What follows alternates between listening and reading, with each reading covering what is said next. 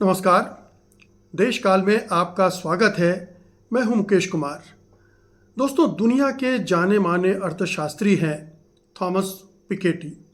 France मुल्क के हैं और इन्होंने आर्थिक विषमता के सवाल पर अद्भुत काम किया है। उन्होंने 100, 200, 400 साल में जो दुनिया भर में आर्थिक विषमता रही है उस पर नहीं, बल्कि पिछले 2-3 हजार साल में किस तरह से किस दौर में आर्थिक विषमता फली फूली और आज के दौर में कैसी है, उसको उन्होंने बड़ी बखूबी से उसका अध्ययन किया है और उसके बहुत ही विश्वसनीय आंकड़े दुनिया के सामने रखे हैं और इसी से उनकी ज़बरदस्त प्रतिष्ठा बनी है दुनिया के स्तर पर। कुछ वर्ष पहले उन्होंने ही बताया था कि हिंदुस्तान में इस समय जितनी आर्थिक विषमता है वो अंग्रेजी राज से भी ज़्यादा हो गई है। 1922 में जितनी आर्थिक विषमता थी, आज उससे भी कहीं ज़्यादा आर्थिक रूप से विषमता का शिकार है हिंदुस्तान। तो उन्होंने एक आर्थिक विषमता को मेजर करके उसका पैमाना बनाकर और भारत को उसके सामने खड़ा कर दिया, आईने के सामने, और दिखा दिया कि क्या स्थितियां हैं। अब उन्होंने कुछ नए अध्ययन किए हैं, उनका नया रिसर्च पेपर आया है और उसमें वो कई बहुत ही दिलचस्प बातें बता रहे हैं और अगर भारत सरकार उन पर गौर करे और उन पर अमल करे तो भारत की आर्थिक विषमता का इलाज भी हो सकता है और भारत की जो आर्थिक चुनौतियां हैं या आर्थिक संकट है उनका भी समाधान उनमें ढूंढा जा सकता है। मसलन थॉमस पिकेटी ये कहते हैं कि अगर हिंदुस्तान के 100 बिलियनर यानी 100 अरबपति, माफ़ कीजिएगा 167 अरबपतियों पर अगर 2% संपत्ति कर, संपदा कर लगा दिया जाए और 33% उत्तराधिकार या विरासत टैक्स लगा दिया जाए तो इतना टैक्स सरकार के खजाने में आ सकता है कि हिंदुस्तान की शिक्षा और स्वास्थ्य की जो समस्याएं हैं वो उनको सुलझाने में बहुत भारी मदद मिल सकती है।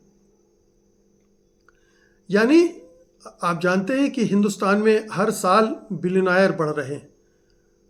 हर साल ये बताया जा रहा है कि हर दिन एक मिलियनर ऐड हो रहा है। यानी जो संपत्ति है, पूंजी है, वो कुछ लोगों तक सीमित होती जा रही है। आप जानते हैं कि अगर मैं आंकड़ा दूं कि देश की जो 77% संपदा है, नेशनल वेल्थ है, उस पर 10% लोगों का कब्जा है। 10% लोग 77% राष्ट्रीय संपदा पर काबिज हैं और 73% जो वेल्थ जनरेट हुई थी 2017 में, एक साल में जो 73% जनरेट हुई थी वो केवल 1% जो रिचेस्ट हैं उनके पास चली गई थी। 73%, आप सोचिए, यानी 1%, 99% के पास केवल 27% संपदा गई थी। तो ये गैप है हैव एंड हैव नॉट्स के बीच में। जिनके पास है उनके पास बढ़ता जा रहा है, जिनके पास नहीं है उनके पास कम होता जा रहा है। संपत्ति कुछ लोगों के पास इकट्ठी होती जा रही है। हिंदुस्तान में 119 अरबपति हैं, अब बढ़ गए हैं। ये आंकड़े 2017 के हैं। अब माना जा रहा है कि करीब 200 के आसपास बिलियनर हिंदुस्तान में हो गए। अगर एक जो आंकड़ा आ रहा है उसके हिसाब से अगर 167 अरबपतियों पर ये जो 2 टैक्स की बात की मैंने, एक टैक्स है वेल्थ टैक्स और दूसरा इनहेरिटेंस टैक्स, इन 2 टैक्स को अगर लगा दिया जाए तो इतना धन प्राप्त हो सकता है जिसमें शिक्षा और स्वास्थ्य की चुनौतियों से निपटा जा सकता है। और अगर 167 के बजाय हम जो सुपर रिच हैं उनकी संख्या को 500 या 1000 तक ले जाएं तो सोचिए कितना बड़ा चमत्कार हो सकता है, कितना टैक्स के जरिए कितना रेवेन्यू सरकार को मिल सकता है और सरकार देश की अर्थव्यवस्था को कितने बेहतर ढंग से संचालित कर सकती है। इंफ्रास्ट्रक्चर के जो चैलेंजेस हैं उनसे किस तरह से निपट सकती है और गरीबी, भुखमरी, आर्थिक विषमता, शिक्षा, स्वास्थ्य, रोजगार, इन तमाम चीज़ों पर वो ठोस काम कर सकती है। इतना धन उसको इससे, इतना राजस्व प्राप्त हो सकता है और वो उससे प्लानिंग कर सकती है। सवाल उठता है कि जब थॉमस पिकेटी ये कहते हैं और साथ में वो ये भी जोड़ते हैं कि अगर मुझे देश के 100 बिलियनियर, 100 अरबपतियों के इनकम टैक्स का आंकड़ा मिल जाए, सही आंकड़ा, उनका कहना है कि हिंदुस्तान में जो डाटा है वो बिल्कुल विश्वसनीय नहीं है, बहुत गड़बड़ डाटा है, उसमें बहुत हेरफेर किया गया है, छिपाया गया है, उसको तोड़ा मरोड़ गया है। ये पूरे अंतर्राष्ट्रीय स्तर पर भारतीय आंकड़ों की, स्टेटिस्टिक्स की कोई वैल्यू नहीं है, उसकी कोई विश्वसनीयता नहीं है। इसीलिए थॉमस पिकेटी कह रहे हैं कि अगर मुझे 100 अरबपतियों का आंकड़ा मिल जाए तो मैं उसका अध्ययन करके बता सकता हूँ कि ये जो अरबपति हैं, सुपर रिच हैं, वो किस पैमाने पर टैक्स की चोरी कर रहे हैं। यानी जितना टैक्स अभी जो वर्तमान व्यवस्था है उसके हिसाब से उनको देना चाहिए, उसको वो कितना नहीं दे रहे हैं। और दूसरा,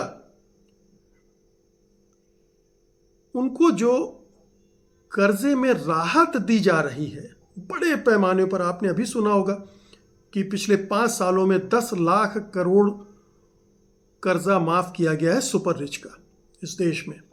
तो वो जो कर्जा माफ़ी हो रही है और टैक्स की चोरी हो रही, ये दोनों मिलाकर कितना राजस्व है जो सरकार के खजाने में होना चाहिए था और वहाँ नहीं है, और अगर वो राजस्व आ जाए तो देश की आर्थिक व्यवस्था की किस तरह से काया पलट हो सकती है।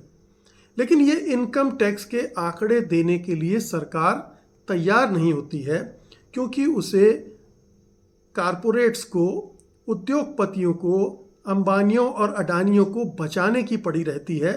वो उनको छिपाती है, उनको मदद करती है ताकि वो और धनी होते जाएं और उस धन में से कुछ हमें चुनाव लड़ने के लिए दे दें, हमारी राजनीति को आगे बढ़ाने के लिए दे दें, सरकार गिराने, सरकार तोड़ने, विधायक तोड़ने, सांसद तोड़ने, सरकार बनाने में हम हमारी मदद करते रहें और विपक्षी दलों को परेशान करने में हमें मददगार बने रहें। तो वो उनकी मदद करती है, जिसकी वजह से जो बड़ा एक राजस्व सरकारी खजाने में आना चाहिए वो नहीं आता है। अब वो एक और बात कहते हैं जिसको बहुत गौर से सुनने की ज़रूरत है। उनका कहना है कि अगर आप सुपर रिच पर ये टैक्स नहीं लगाते हैं तो फिर जो अपर मिडिल क्लास है उस पर इतना भारी टैक्स क्यों लगा रहे हैं, उसका इतना आर्थिक शोषण क्यों कर रहे हैं, सारा बोझ मध्य वर्ग पर क्यों डाल रहे हैं। उस पर भी मत डालिए, फिर उसको भी मुक्त कीजिए। ये भी सरकार करने को तैयार नहीं, क्योंकि मध्य वर्ग से उसे उतना फ़ायदा नहीं मिल रहा है, कारपोरेट से मिलता है, अडानी और अंबानियों से मिलता है, इसलिए उनकी मदद करेंगे। मिडिल क्लास को छोड़ दिया है उसके हाल पर, और जो लोअर इनकम ग्रुप है, जो निचला तबका है, उसे 5 किलो अनाज पर निर्भर रहने के लिए विवश कर दिया है। वो 5 किलो अनाज लेता है और इनको वोट देता है। उसकी आबादी आप जानते ही हैं कि 81 करोड़ लोगों को 5 किलो अनाज दिया जा रहा है, और वो एक बड़ा वोट बैंक बन गया है इस सरकार के लिए। तो आप मिडिल क्लास को कुचल रहे हैं, अपर क्लास को प्रोटेक्ट कर रहे हैं, उसकी जो ठगी है, धूर्तताएं हैं, लूट खसोट है, उसको चलने दे रहे हैं, और इधर निम्न वर्ग को बहुत ही घटिया स्थितियों में रहने के लिए विवश कर रहे हैं। उनको रोज़गार नहीं दे रहे हैं, उनके आर्थिक स्तर को ऊपर उठाने की कोशिश नहीं कर रहे हैं, उनकी जीवन शैली को बेहतर बनाने की योजना आपके पास नहीं है। उनको बस उतने ही हाल में जीने मरने के लिए छोड़ रहे हैं कि बस वो 5 किलो अनाज में जो कर सकते हैं करें, और वो बेचारे इससे ज़्यादा नहीं सोच पाते हैं, इसलिए आपको वोट देते हैं कि आपकी वजह से हमें 5 किलो अनाज मिल रहा है। तो थॉमस पिकेटी इसलिए बहुत महत्वपूर्ण है आज भारतीय अर्थव्यवस्था के लिए कि वो भारतीय अर्थव्यवस्था जहाँ फंसी हुई है उससे निकालने की बात कर रहे हैं, और तकरीबन 125 करोड़ लोगों को के जीवन स्तर को बेहतर करने की बात कर रहे हैं। अगर इतना धन निचले तबकों में बटेगा तो अर्थव्यवस्था को एक नई ऊर्जा मिलेगी। ये धन बंटने से मतलब ये नहीं है कि आपने छीन कर बांट दिया।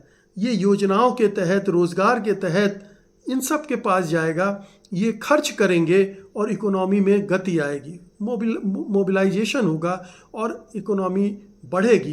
तो ये थॉमस पिकेटी का ये भी कहना है कि अगर ये हुआ तो जो जीडीपी है उसमें करीब 2.5% की बढ़ोतरी हो जाएगी और 2.5% बहुत बड़ी उपलब्धि होगी भारतीय अर्थव्यवस्था में। अगर 2 से 2.5%, 2.3% है शायद, इतनी अगर वृद्धि हो जाए तो भारत जिस रफ्तार से बढ़ेगा उसकी कल्पना नहीं कर सकते। आपको मैं बता दूं कि चीन ने शुरू में 25% वेल्थ टैक्स लगाया था सुपर रिच पर, और उसी की वजह से जो धन प्राप्त हुआ था उसने निचले वर्गों को ऊपर उठाने के लिए किया, और आज चीन कहाँ पहुँच गया है। और अब जब थॉमस पिकेटी लगभग वही फार्मूला हमें भी बता रहे हैं कि आप ऐसा करके कर सकते हैं, तो जो प्रधानमंत्री के चीफ इकोनॉमिक एडवाइज़र हैं उनका कहना है कि फिर तो लोगों का पलायन शुरू हो जाएगा बाहर। जो लोग पलायन करना चाहते हैं उनको पलायन करने दीजिए, लेकिन धन मत ले जाने दीजिए। पूंजी का फ्लाइट मत कीजिए, करने दीजिए। जो लोग जाना चाहते हैं जाएं, लेकिन उन चंद लोगों के लिए आप करोड़ों, कहना चाहिए 125 करोड़ लोगों की ज़िंदगी दांव पर नहीं लगा सकते और देश का भविष्य दांव पर नहीं लगा सकते। अगर इतना बड़ा राजस्व इस तरह से प्राप्त हो सकता है तो इस पर क्यों नहीं हमारी सरकार को, हमारे अर्थशास्त्रियों को, हमारे देश के जो लीडरशिप के और जो दूसरे पक्ष हैं उनको विचार करना चाहिए और इस दिशा में प्रयास करना चाहिए कि कैसे सुपर रिच कुछ त्याग करें देश के हित में। और त्याग क्या करें, वो तो लूट खसोट मचा रहे हैं, उनसे कुछ हिस्सा अगर वो स्वाभाविक रूप से मन मर्जी से नहीं देना चाहते हैं तो उन पर दबाव डालकर ये करना पड़ेगा, और तभी भारतीय अर्थव्यवस्था बदलेगी, भारत के समाज को थोड़ा राहत मिलेगी, और ये जो इकोनॉमिक इनइक्वलिटी बढ़ रही है जो कि कल को तमाम तरह के अपराधों, बगावतों को जन्म दे सकती है, उन पर भी रोक लगेगी। उस पर भी चिंता की जानी चाहिए, उसके बारे में भी सोचा जाना चाहिए। बहुत बहुत शुक्रिया आपका, धन्यवाद, नमस्कार।